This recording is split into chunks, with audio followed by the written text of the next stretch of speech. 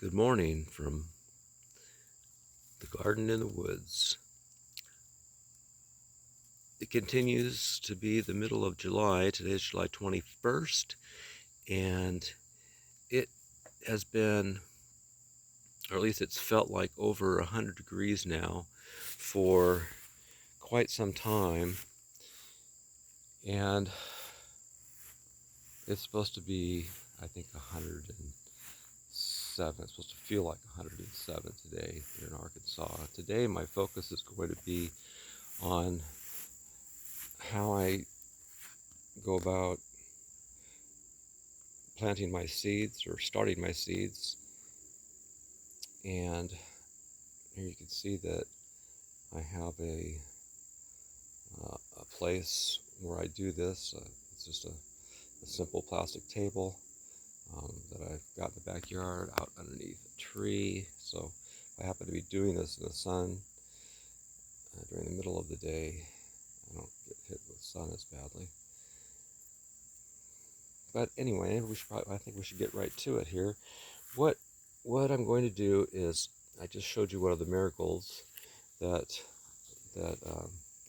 I raised from seed, and today I'm going to be planting some homegrown marigolds that I raised last year, and that I took seed from last year in 2022. And this is a grow bag. It's this is a nice sized grow bag, and that's just what I'm going to use for transplanting. Not transplanting. I will show you how to transplant some basil here in just a minute, but I'm going to be showing you how I plant seed in this grow bag. You can get these grow bags online. I think that's one place they're available. Maybe you can find one at your local garden store. I don't know, but anyway, if you choose not to use one of these, you could use a pot, like the pots. I usually save the pots that I've purchased something from, and I'll use those for my seedlings. As you can see here, got some planted in the grow bags, some seeds planted in the grow bags, got some seeds planted in just any kind of pot that I have around. So I'm going to take this marigold, and excuse my fingers. What I'm doing is I'm opening the grow bag like thus, and I'm going to put some soil, some of my planting soil in the bag. Gosh, I hope you can see this. I mean, I probably could have done this without showing you, but I just wanted to show you that I usually keep a bucket of water handy when I'm starting seed, and then I have my bucket of okay, well, I'm just going to go ahead and bring that up and show you what I do. You'll see others like it. I didn't get this one full, but anyway, you get the idea. So I've got my grow bag, and usually I've filled it with my potting mix, and so you can see I've done other work. The last couple of days I've also started some seed. I planted some homegrown marigolds the other day along with some sweet basil, and so when you start seed from marigolds, a lot of you probably have done this before. You just take the marigold seed and you just put it in the grow bag like that.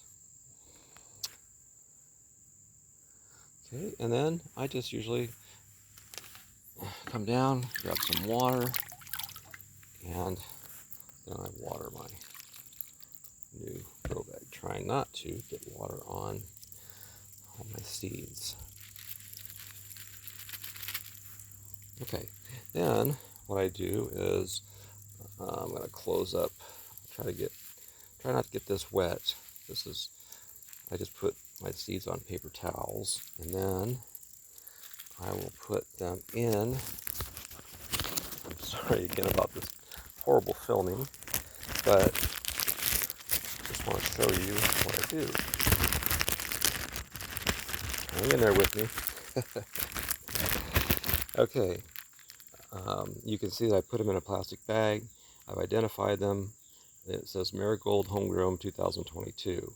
And what I'll do is I'll take these in the house and I will put them in the refrigerator in a container. And now these are from last year, so they're fairly new seeds. These are basil seeds. You can see I started some sweet basil in these same grow bags. And you can see I have it growing already in some grow bags here. And some there. Got some started there, some there. But you can see that this seed that I used, if you can see that, is from August the 1st of 2000.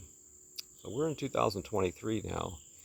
And so these seeds are 23 years old. And if you keep them in the refrigerator in a bag like this one that the marigold seeds are in, and you stick them in the refrigerator in a container, and maybe your seeds will last 23 days as well.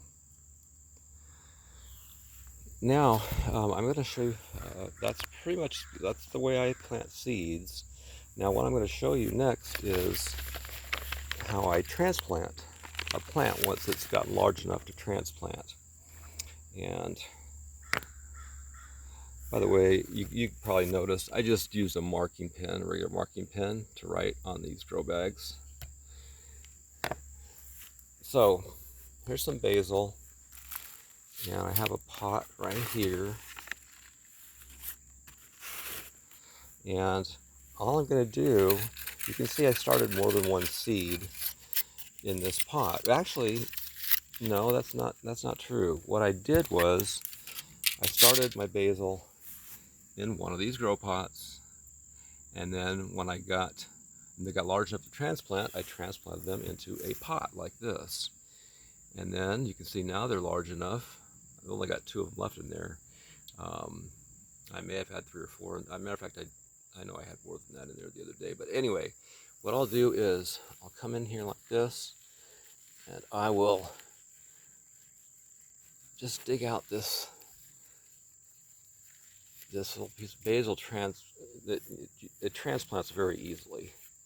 And so make a little space for it in my room. I know a lot of you have done these before, but if you haven't, at least I'm giving you some idea of how to transplant seedlings. Actually, it's hardly a seedling anymore. It's a pretty good sized plant. Got some flies out here today. It's hot. It's been hot. Attracted flies. Okay. And then I go back, I grab my little, here, water it a little bit, and it's pretty much transplanted and ready to go. And I might let it sit here a couple of days so that I know that I've put some fertilizer on it. I will take some tin foil, some aluminum foil like this, just regular aluminum foil, make a little piece, and I'll put it around the bottom of the plant. Now, this plant isn't in danger. I don't think I have any bugs in this plant because I just put the potting mix in here, so there shouldn't be any grubs or any type of little critter that'll want to come up at night and take out the stem of this plant. And so that's and I do that with all my plants. I do that with my tomatoes, especially. And also what I'll do is I'll make sure I grab some fertilizer here. I usually will wait. I will usually make sure. See, that's how I know the aluminum foil, putting the aluminum foil around that plant will help me to know that I've fertilized it. It really doesn't need fertilizer because the potting soil has some fertilizer in it, but when I do my tomatoes, when I transplant my tomatoes, I always put aluminum foil around it, because if they end up out in the garden, they're safe from any little critters that might want to come up and kill. They actually will come up from underneath the ground, and they usually try to go for the plant in the first inch or so. And I don't think I've ever had a tomato plant destroyed by one of those little critters, just because of that aluminum foil. So it's worth your time to maybe try and put some aluminum foil around the bottom of your seedlings and your transplants. And I'm going to show you here, once I've transplanted it into a small thing like this. Now I may leave that basil in that particular little pot, because as you can see, I've got basil even over here in one of the grow bags, and you can see how big that is. I might just leave that in the grow bag, even though it's telling me, you know, maybe I need to transplant it because it's got roots coming through the grow bag. So I'll wait and see. I may transplant it, I may leave it in that bag. I don't know what I'm going to do yet. Oh, hey, my little friend is here. Well, before I show you my little friend, I just want to show you one more thing. The basil, you can see that I transplant a lot of things into a larger grow pot. I think I've showed you I think I've shown you a larger grow pot in one of my other videos, but this is what they look like. This is a 10-gallon grow pot, and you can see that these are the marigolds that I transplanted into this grow pot. They don't have any flowers yet. Quite large plants. There's about 2 or 3 of them, and I'll take these out I'll remove these from this grow pot with just a regular shovel, and a little tiny shovel. No, it's got another name, but it's too early in the morning to try to think about that. And then what I'll do is I'll transplant a lot of my seedlings into a grow bag this size, and then once they're in the grow bag this size, I leave them to grow to full maturity, and that's where I'll get my tomatoes from that. You can see I have a couple different ways to identify the plants that I'm growing in my grow pots. Sometimes I'll use a fork like this. You might have something different. This is a Better Boy 2023 that I've stuck in the same grow pot with the marigolds. You can see I'm supporting it using bamboo. I have a big stand of bamboo over there that I cut down and use for these to trellis these seedlings. And anyway, that's how I do that. Now, again, you might have more than one way to identify the plant. There's one way. There's another way. I've taken one of these after I used the grow pots from the seedlings. This is a garden peach tomato. I don't know if you can see that very close, but garden peach. I don't know if it's homegrown because I didn't put HG on there, but I do have some seeds that I purchased as well, not just my homegrown seeds. So this is probably not a homegrown one, but anyway, you can see again, this one's in a smaller pot. I've identified, oh, okay, it says Garden Peach HG, homegrown, so it probably is a homegrown one. I mean, you plant quite a few seedlings, sometimes you forget what you've planted.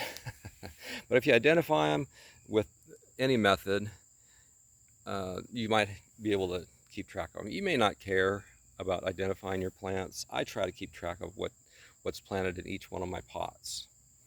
And so that's my video for this morning. I'm just thanking God for another day and another opportunity to be out here in this beautiful garden in the woods.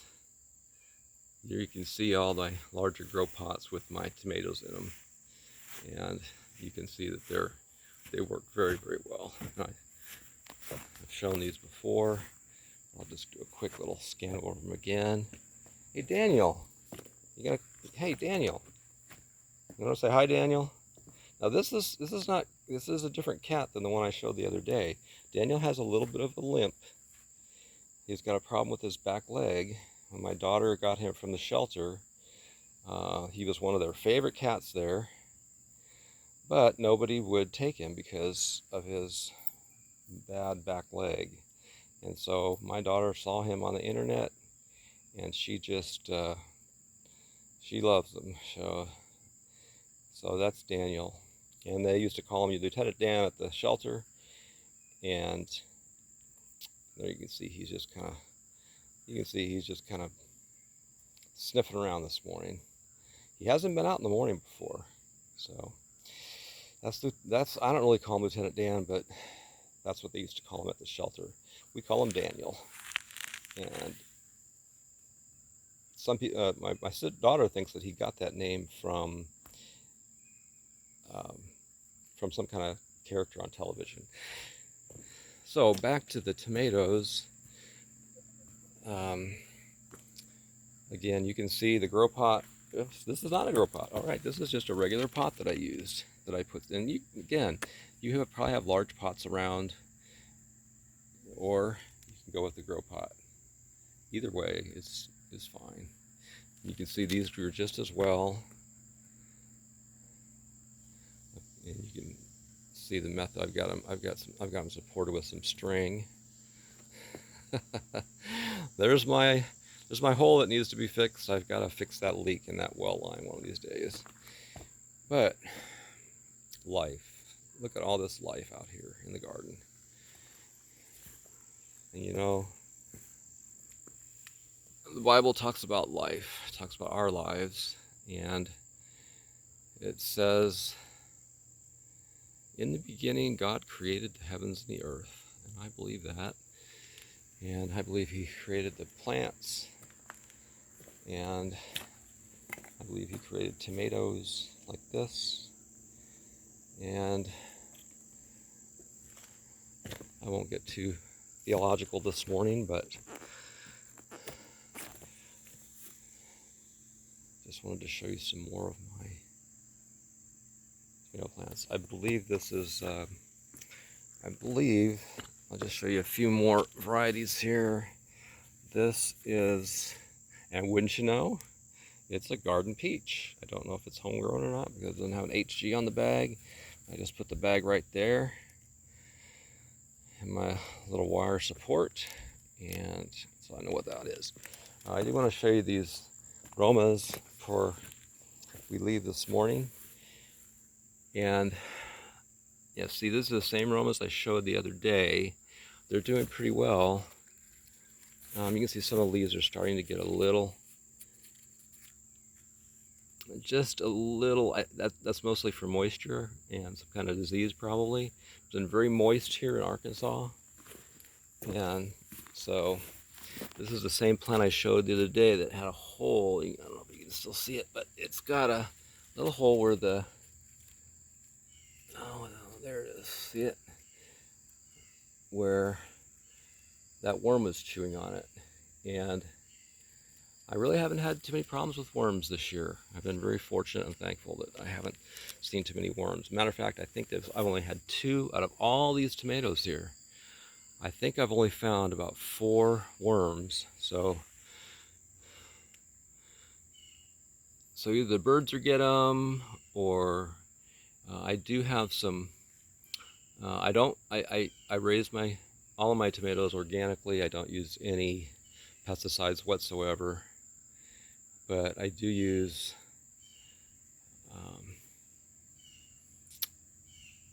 oh golly, I do use a spray that is organic, and I just can't think of the name of it right now. But I do use a spray that's organic, and that keeps, if anything hatches out on my plants, there's some marigolds, more tomatoes. Anyway, if anything hatches out on the plant, the caterpillar will eat the plant and just dies. It just destroys the little caterpillar. Anyway, I hope you have a great day today. And I know I've gone overtime here, but thank you for visiting my little garden in the woods. God's blessings to all out there, and I hope you have a great day.